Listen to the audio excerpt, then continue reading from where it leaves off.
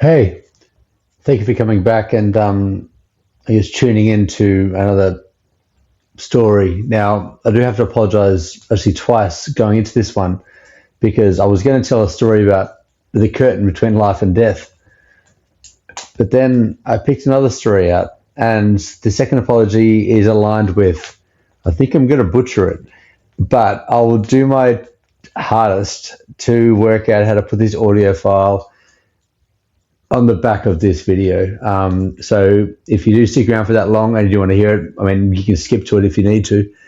But yeah, I'll do my hardest to do that. That will take some learnings as well. But all of this for me, editing for me is learning. And I'm sorry if you call editing this. I apologize already. Anyway, so the story I want to tell is I probably should have taken the date down. I could look at it right now. On so when was it? 28th of May 2020. So this was 4:52 in the morning that I recorded this on my phone, just to capture the night's event. So we'll say Wednesday, 27th of May, 2020. This started. So falling asleep, it was a trippy night. It was just one of those dreamy nights where anything could go down, and it would seem a lot did. So I'm just trying to get this timeline of events right. Again, I apologize for butchering it, but let's give this a go.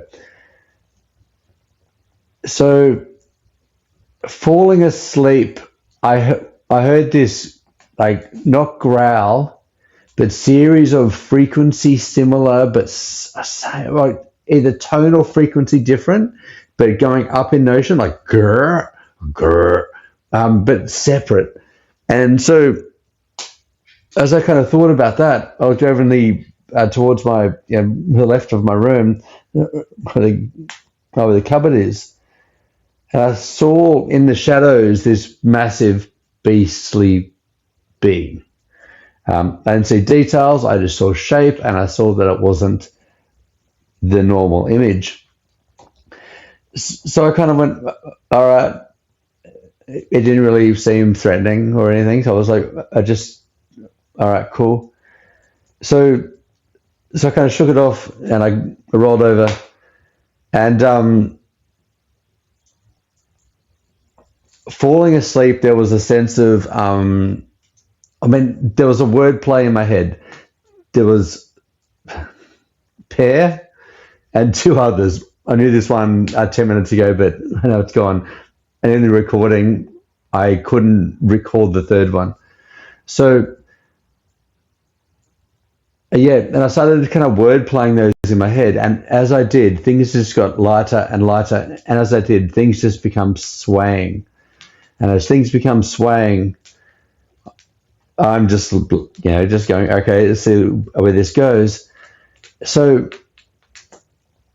everything just starts to fall. Everything just absolutely starts to fall. Like I'm falling through my bed. I don't know where I'm going. But that's okay. Just see where it goes.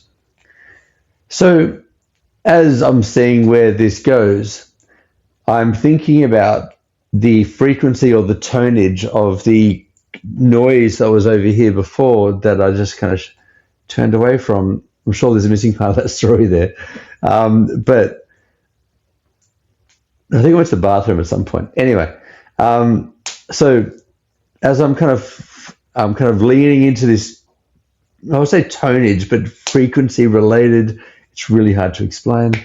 I started going into a portal, a wormhole, a blue light, red light,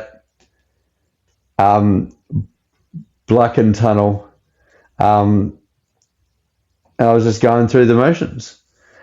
And so I'm leaning in, as you do, and and then I think it was a June, a May. So a cold in Brisbane, but there's no reason a huge blowfly should be blowing, basically knowing itself known and blowing across my bed. So bzzz was pretty much the sound. So that kind of caused me to go, alarm. And as it turns out, that same frequency of blowfly um, has come up time and time again. So I don't know what that is. Almost like a lively zipper. Yeah. Anyway, so as I kind of go, all right, so I'm leaning in, where is this going versus abort, abort, abort. I chose abort. So as I came to be, I'm lying in my bed and in a, I mean, I've got painted white ceilings, but blackened night ceiling sky. Um, there were five major beings, just like the ceiling didn't exist anymore, really. So five major beings. There were three behind two. And so they were, if I could describe what they look like the cliche silhouette of Men in Black. But there were five of them.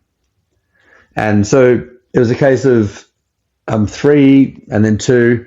And then as I'm kind of leaning in and kind of focusing, the three disappeared, leaving the two, and then one disappeared, leaving the one. And that all went away. And then I finally fell asleep and went to work the next day. So I left that message at 5:20. No, yeah, 4:52 in the morning, and I did a follow-up message at 4:54 talking about black suits on the roof. And I don't know if this will pick up, but we'll try. Well, and just in addition, when I came out of that portal, vortex, whatever, very amazing.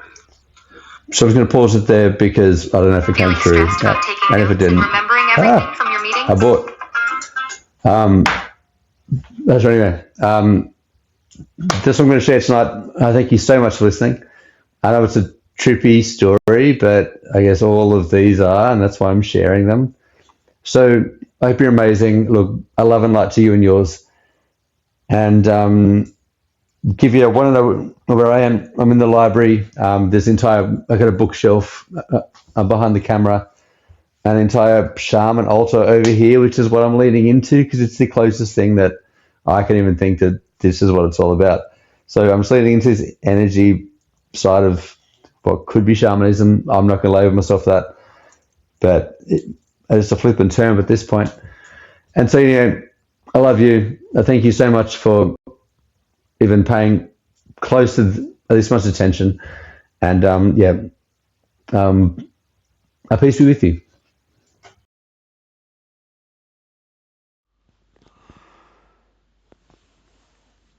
Alright, it's 12:47.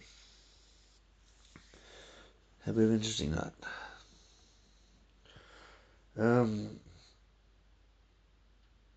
Started with movement. Creak in the room like there was wind or air, but there was nothing. Yeah, and then I heard it sounded like the coded noise where every part of what was her voice? It sounded like someone was there, but it sounded like a quack and something behind it. Every part of it was vibrationally different. A different tone and really intense, but it didn't seem threatening. I guess that all happened. I turned the light on. I went to the bathroom about then. Came back. Had some dreams. My dreams were playful. Nothing intense about them. They were good. I think I awoke with a creak or something, and then I was in like a light headspace. And that light headspace turned into like a floatiness, like a rockiness. And that rockiness, as I just slowly rocked back and forth, I fell into this just intense physical energy void or falling. But not even falling. I wasn't falling. It's like I floated down past my bed, or into. I don't know. It was really, but it was my brain as well. Like I was, it was very physical and very interesting. Again, not really threatening, just playful. And then some dreams, and then very interesting, playful again. Word association with my brain. Pear fig.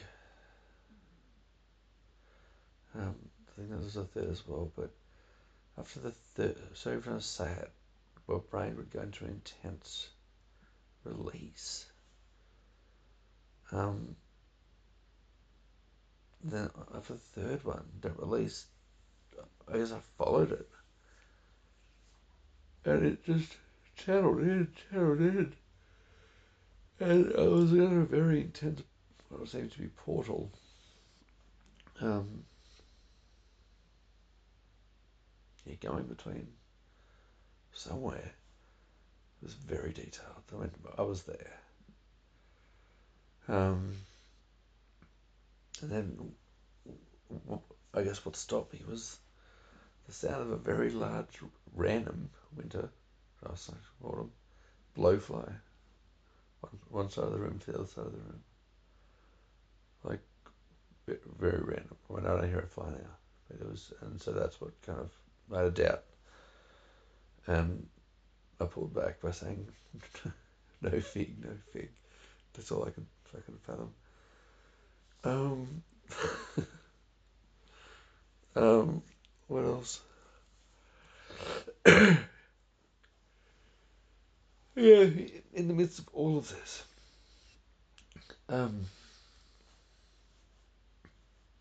actually stemming from that vibrationally different sound, and in my cupboard, I guess was the focus around vibration and sound and different. I think it started with, I need to look into this, but rotation of the Earth, where we are in the sky, around the sun, around the universe, and all that sort of stuff. Because if you follow one line from point A to point B, I guess the quantum mechanics of turning it back, and you can time travel. Stay with me on this.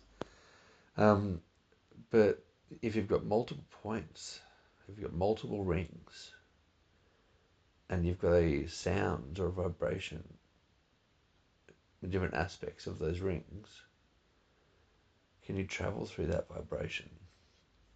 I guess I need to draw it, put it on paper, but my brain, somewhere between sleepiness, was trying to go into it. But I need to explore it, obviously, further. Yeah. And, yeah, I guess now I go back to sleep. Stay tuned. Well, and just in addition, when I came out of that portal, vortex, whatever, it's very amazing. There were multiple shadow figures on the roof. No features, no, but it was like multiple black suits, big, on the roof. And as I think I tapped the bed to come back to reality to get some noise in the room, and they kind of slowly faded away. There was other energy in the room, but they were definitely looking down on me. Again, I'm not seemingly threatening. Anyway, bye.